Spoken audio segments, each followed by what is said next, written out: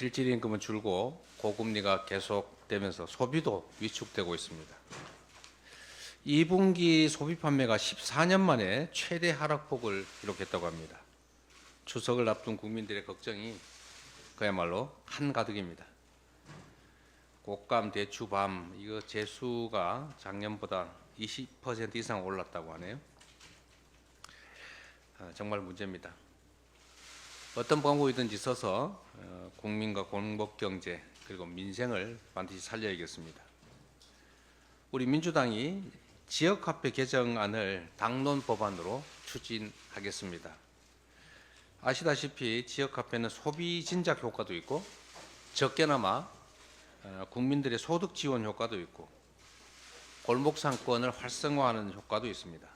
그리고 다시 그게 경제 활성화를 통해서 세수 증가로 이어지는 제 경험으로는 지금까지 만든 여러 정책 중에 가장 효율적인 재정 정책인 동시에 경제 정책으로 판단이 됩니다. 오늘 본회의에서 전세 사기 특별법 같은 민생 법안을 처리하게 됩니다. 그리고 우리 정부 여당이 좀 협조해 주면 좋겠는데 민생 회복을 위한 전 국민 소비 쿠폰 지급 제도 이제까지 설명을 현금을 주는 것처럼 여당이 자꾸 호도를 하던데 전 국민 민생 지원금은 소비 쿠폰을 지급하는 것입니다.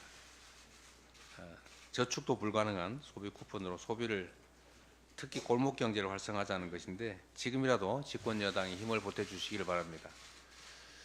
이 전 국민 소비 쿠폰 지급이 얼마나 경제 활성화에 도움이 되는지는 지난 코로나 때 우리 국민들이 직접 체험하셨습니다.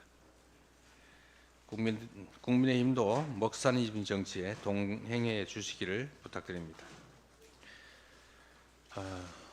먹고 사는 문제뿐만 아니라 지금 건강하게 사는 문제도 심각합니다. 모든 국민들이 걱정하시는 것처럼 대한민국의 의료 시스템이 붕괴 위기입니다. 상반기에 응급실 뺑뺑이 때문에 사망한 분들이 작년보다 훨씬 늘어났다고 합니다. 지금 이 순간에도 응급실에 가지도 못하고 앰뷸런스 안에서 발만 구르는 그 환자와 가족들이 너무 많을 것입니다. 이 정부가 이에 대해서 근본적인 대책을 세우는 게 아니라 경증 환자를 분산하겠다면서 응급실 본인 부담률을 90%까지 인상했습니다. 이게 대책입니까? 차라리 응급실 앞에 경찰 세워두고 검문하는 게 나을지도 모르겠습니다. 응급실 본인 부담금을 올리는 이런 엉터리 대책이 아니라 근본적인 대책을 신속하게 마련해야 합니다.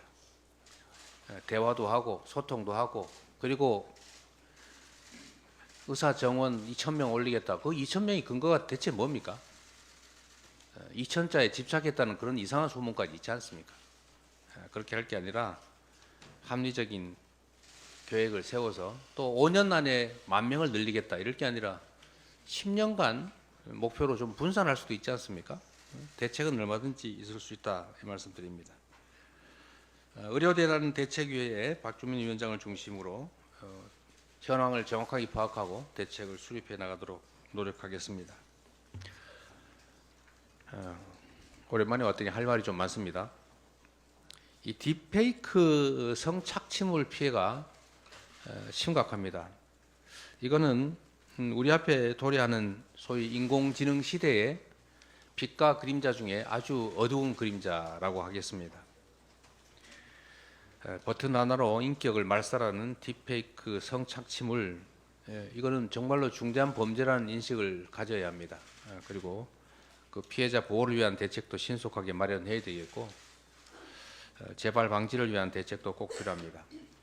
당 차원의 특위를 구성해서 정책 대안을 검토하고 신속하게 입법을 해 나가도록 하겠습니다. 거기에 덧붙여서 정부 여당도 집행권을 가지고 있기 때문에 당장 집행할 수 있는 실효적 대책을 마련해 주기를 부탁드립니다. 이상입니다.